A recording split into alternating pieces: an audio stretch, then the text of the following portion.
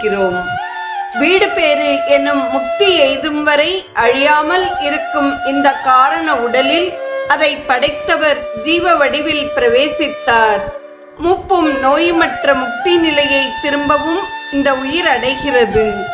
செயல்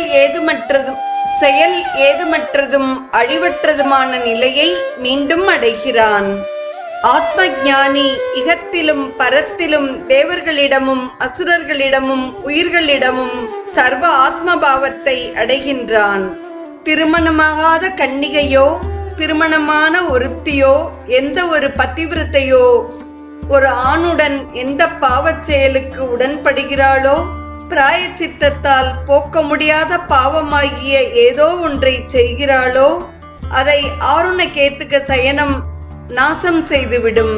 திருந்தாத சித்தம் உடையவர்களாயினும் திருந்திய சித்தம் உடையவர்களாயினும் பாவத்திலிருந்து விடுபடுவர்.